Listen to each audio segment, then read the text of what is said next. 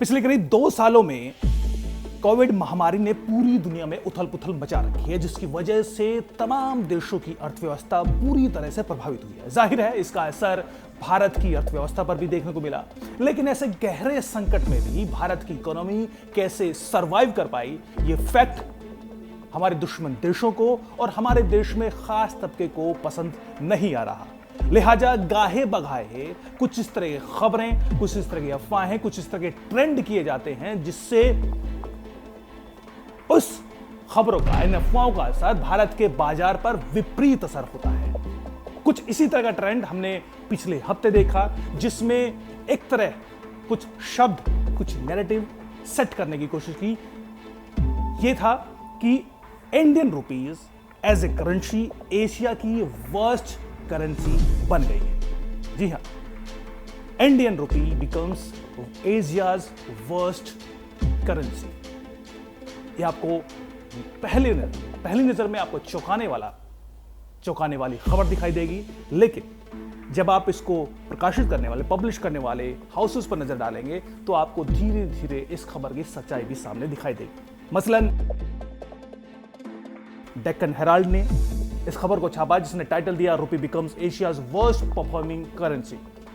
The Quint ने इसको छापा, rupee to be Asia's worst currency as global fund clears India. The tracking, the news, Pakistan का बड़ा अखबार the Wire, the Week, CNBC 18, NDTV, the Print, Al Jazeera, Pakistan और China के भी कई बड़े अखबारों ने इस खबर को छापा, जिसका पूरा लबो-लुआब इन खबरों का जीस्ट एक ही था कि Indian rupee now becomes Asia's worst currency. लेकिन जब आप इन खबरों को पढ़ेंगे, हर एक खबर पर जाकर पढ़ेंगे, तो आपको समझ में आएगा कि इन्होंने इसके पीछे फैक्ट क्या दिए, क्या आधार बनाया है कि इंडिया की करेंसी है वो एशिया में सबसे वर्स्ट परफॉर्मिंग करेंसी बनी। तो पता चलता है कि ये ब्लूमबर्ग क्विंट की खबर है, 21 दिसंबर को प्रकाशित हुई। इस खबर को अगर आप पढ़ेंगे तो आपको सारा मसला आसानी से समझ में आ जाएगा। यह खबर एजम्पशंस पर, कुछ सर्वेज पर खड़ी की गई, बनाई गई, जिसका जिस्ट यही था कि इंडियन रुपी जो है उसने इस क्वार्टर में बहुत अच्छा परफॉर्म नहीं किया। और उन्होंने इस खबर में सीधे सीधे लिखा है कि Asia's worst performing emerging market currency, यानी जो एशिया की परफॉर्मिंग इमर्जिंग मार्केट कंट्रीज हैं, जिसमें अगर हम उसको देखें तो MSCI के अनुसार China, India, Indonesia, Korea, Malaysia, Philippines, Taiwan, Thailand, कुछ 8-10 कंट्री है, वो इमर्जिंग मार्केट्स हैं। इनमें भी इंडिया की करेंसी एक्सपेक्टेशंस की आधार पर बेहतर तरीके से परफॉर्म नहीं कर पाई। यह बात इसमें बताई गई और कहा गया कि इंडियन स्टॉक मार्केट से $4.2 बिलियन बाहर वापस निकाल लिया गया है। लिहाजा ऐसी संभावना है कि इंडियन करेंसी रुपी आने वाले दिनों में बेहतर परफॉर्म नहीं करेगी। इसके लिए आधार क्या दिया गया कि क्वांट आर्ट मार्केट सॉल्यूशंस का एक रिसर्च को आधार बनाया गया। क्वांट आर्ट मार्केट सॉल्यूशंस एक छोटी सी एडवाइजरी कंपनी मुंबई से चलाई जाती है, जिसमें 11 से 20 लोग काम करते हैं। ये उनका लिंक्डइन पेज के अनुसार वो उनका काम क्या है, उनका काम दरअसल नीश फॉरेन एक्सचेंज और रिस्क मैनेजमेंट एडवाइजरी फॉर्म। उन्होंने ऐसा उनको लगता है, एज अजम्पशन उनका है कि इंडियन इकोनॉमी जो है, इंडियन रुपी जो है वो 4%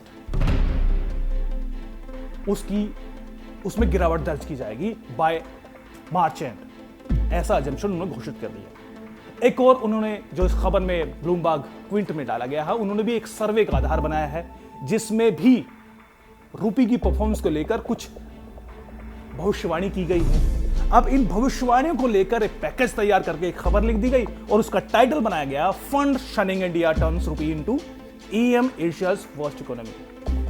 अब यहां पर इसको और कैची बनाने के लिए और क्लिक बेट इस पे अर्न करने के लिए, ताकि लोग इसको पढ़ें, इसको इमर्जिंग मार्केट, इसको धीरे से चुपके से गायब कर दिया। उसके इनिशियल्स को यहां पर यानी EM एशियाज वर्स्ट करेंसी लिख दिया गया। अगर आप इसको पहली नजर में पढ़ेंगे तो आपको समझ में आएगा कि इमर्जिंग मार्केट्स को यहां पर धीरे धीरे इग्नोर कर सकते हैं और इसको समझ में आता है कि फंड शनिंग इंडिया टर्न्स रूपी एशियाज वर्स्ट इकोनॉमी। अब इसको आधार बनाकर जिन जिन मीडिया हाउसेस को मैंने जिक्र किया उन्होंने इसको खबर को फैलाना शुरू किया।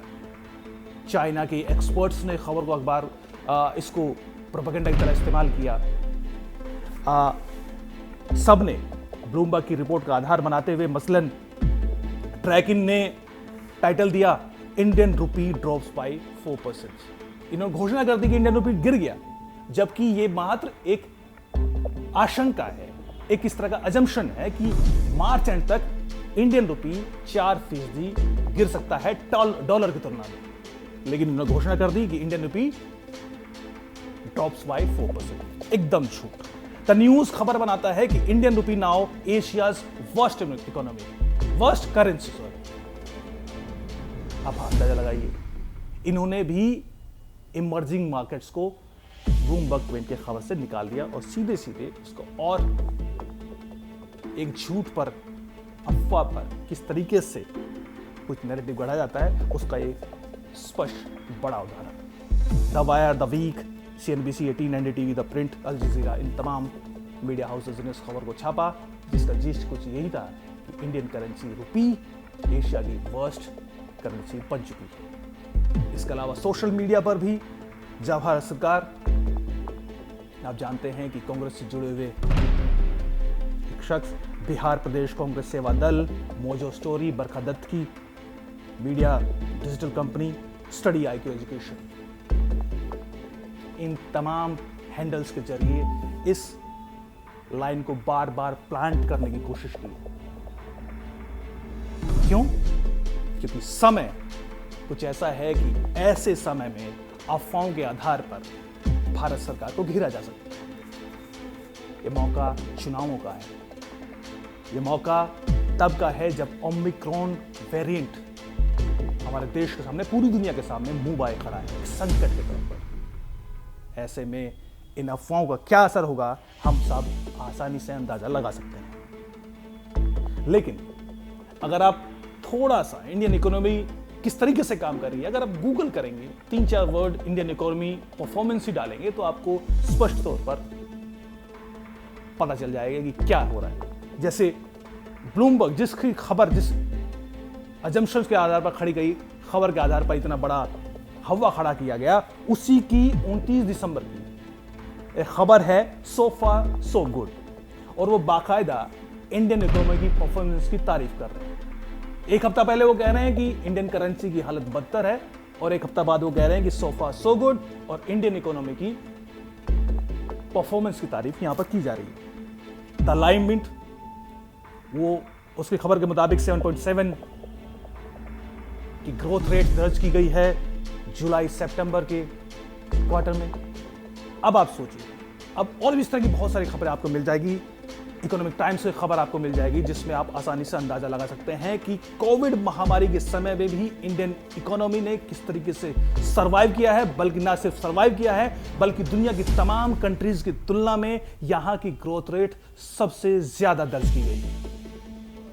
लेकिन यह आपको नहीं बताया जाएगा, या फिर बताया जाएगा तो उसको छुपाने की कोशिश की जाएगी, और जब सब कुछ ठीक चल रहा है तो उसको एक छोटी सी अफवाह के आधार पर किस तरह हवा खड़ा किया जाता है, ये आप उदाहरण दे सकते हैं। और ये कोई छोटी मोटी बात नहीं है, क्योंकि हम जानते हैं कि इस तरह खबरों का आम बाजार पर किस तरह विपरीत असर होता है, खासतौर पर सेंसेक्स पर, शेयर बाजार पर। और ऐसे खबरों की वजह से आम लोगों के पैसे किस तरीके डूबते हैं, तो निश्चित तौर पर ये एक क्राइम है। लेकिन इस पर कार्रवाई करेगा कौन? हमारा काम है आपको एजुकेट करना, आपको सच बताना। आप भी नजर रखिए। नमस्कार।